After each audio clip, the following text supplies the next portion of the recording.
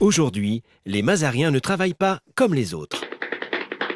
Chez Mazars, quand on a fini son travail, on peut partir du travail. Mais ce n'est pas toujours évident à comprendre pour un jeune Mazarien. D'autant qu'il veut retrouver la sortie en évitant de croiser un grand Mazars.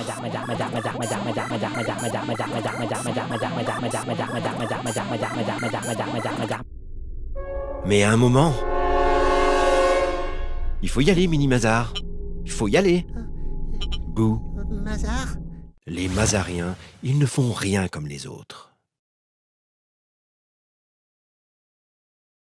Yeah, this is just the number 3 episode of a series, actually, that we call Les Mazariens ne font rien comme les autres. They always do things differently. And actually, well, Game of Thrones looks like nothing compared to this. So if you have time, it's only one, well, let's say 40 seconds by episode, so really you should have a look at it. Do you think we had, for a vote of our partners before we produced this? You know, saying to the rest of the world that we couldn't care less about having our people stay in the office if there is nothing to be done there. I mean, we work in audit. We sell time. We pretend that, of course, our time is so expensive that we can charge you with this. But what we say here is, you know, if you're finished, go home and escape the partners that would ask you to stay. What I'm going to tell you about is actually physical space, culture, and technology. But I met Jacob for the first time today. I gained weight. I lost my hair, but I like where I work, so that's maybe the little difference that I will have. There is a very simple thing to do. When, a couple of years ago, I was facing a situation that definitely changed my life. My PA, she had her 3rd children, and she wanted, of course, to come back. The problem being that, of course, there is a war for square meters. So I had either the choice to start fighting and struggling to find a new office for her, or to try to redesign it a little bit different. So what I said to them was this. I went to the youngest people in my team, and I said, you know what, we're talking a lot about Gen Y, we believe in it, we've made wonderful surveys on it. Please do me one thing. And it is a lab experience, Jacob. This is not something that we design and strategically. No, it was just because I didn't want to fight to find a new office. And I said to my youngest people, design me what a Gen Y office would be, according to you, not according to me. And I said to them, and once you've done this, I will come and I will sit with you in this office. So I give up my office, I don't want to have an office, I will sit with you. Immediately I said to my managers, of course, you're not concerned by this, because of course, immediately I said, yes, because you understand, Laurent, we have to have our private office, because we have people, we do interviews, and it is important, we do also very confidential things. So you stop this, you keep your office. And I will sit with my youngest PAs and head of projects. That was on a Friday. On the next Monday, I said, so, where are we now? And then the managers came back to me and they say, wait. Eventually, it pisses us off that you are going to sit with the youngest and that eventually we are going to feel alone in our offices. So we want actually to compete a little bit and let us design also what the manager office would be, and let's sit all together too. Very interesting. You see the lab experience. What if I would have said, we manager are going to give up our offices? Forget about this. No, they did it themselves. They were pissed off simply by the fact that I said, I'm not going to sit with you. This is what I'm going to tell you about, but in a more maybe strategic way. This is what we call a posteriori strategy. This is the best strategy you can do ever. That's why also I'm the president of something called the Circle of Futurists in France. And what we like with futurism is that anyhow, whatever you say, nobody will be still there when to check if this was real or not. So that's the good thing of it. Let's maybe, yes, I have the hand on this. My key question is this, because of course when you start talking a bit seriously about it, it's a different question. The question is, what is the cost of a square meter in your business model? Or more precisely, what is the value of it? And this is a curious question, not so easy to answer, by the way. This second one is even more complicated. What is the cost or the value of a square meter in your storytelling? Well, actually, in our case, some people would say, first of all, you should look at things from a different angle. Nobody looked at Mazars like this so far.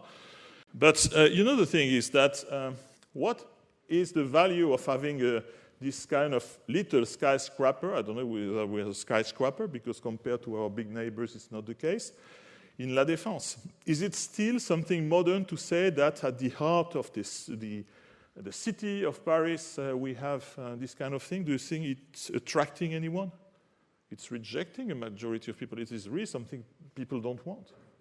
So in our storytelling, most probably in 2006, when we moved, that was a positive storytelling, but is it the case today? I'm not sure at all. Why? Because of this?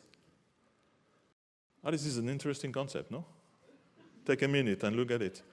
You have Dave Ulrich, the guy who said he could have come a couple of years ago, replace Jacob at the time, and say, I'm going to tell you about the HR business partner, It's important that HR sticks to business. Right, this is exactly what happens. But look, why are we afraid? Why are we scared? Do you think we are scared by the business today? We're scared because the guy from the business cannot see behind him that there is a T-Rex, a technology Rex, And the rider of the T-Rex is the Gen Y. That's the reality today. I'm not joking when I say this. You know what? I can understand that Ulrich did this work, and when he did his work, business was the new black at the time. But guess what? Today, technology goes much faster than business. It means that if you stick to business, you're late. So the question becomes also, how do you integrate this? How do you give the floor not to your institutional class, but to your creative class, as Richard Florida would say? The Gen Y. The question is not how we are going to manage them. The question is, how are they going to manage us? That's the interesting question. So that's why today, in my opinion, what we have to watch in HR is not what the business is asking for, what you said, Jacob, but actually what the technology has an impact on this way of doing HR. Every time we go to your place, Silicon Valley, for instance, you know what the mantra is at Google? Make sure that on Sundays, people prefer being at work than at home. If you start thinking like this, you change completely the ins and outs of your HR policy.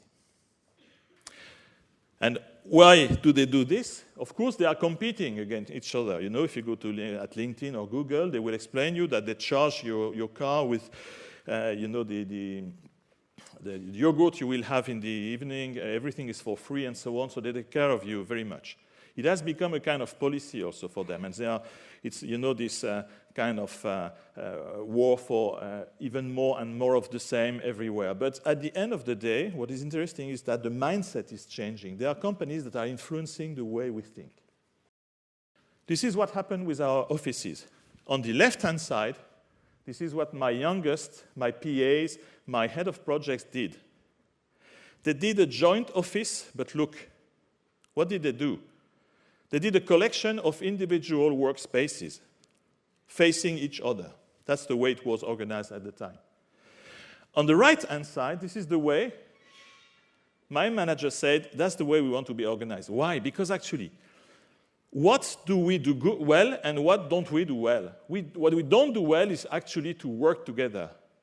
We are on the same floor, but what is really the most difficult thing is to find a moment to gather and work together.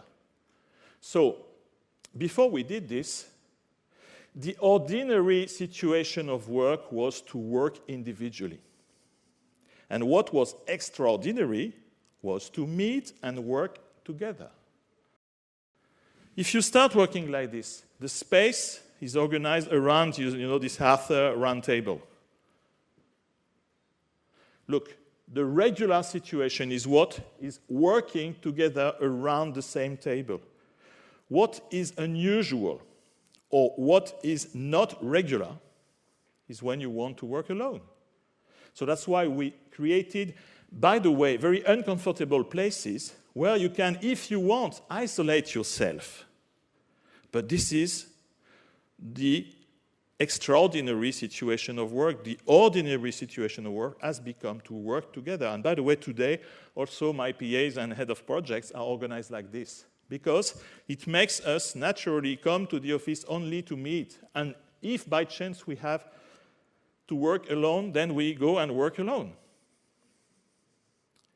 Are you looking at the same thing that I am looking at when I look at this picture? The helmet. What? The helmet. Why? Because if you want to get it isolated, then I offered to my managers a parodic helmet, you know. I said, it has to be, it might be difficult, but then if you want to get isolated, put music or get a little bit isolated. But again, the regular situation was to stand together around the same table. That's how you can impact the culture, and that's how we develop the concept, that this will be the next time I talk to you about what we call the shared leadership culture of management. Last word. There is one thing in the new era you have to respect at any rate. And that's why I'm here today talking to you sitting in this room. In the modern era, an hour spent in the office is wasted. It's an hour lost.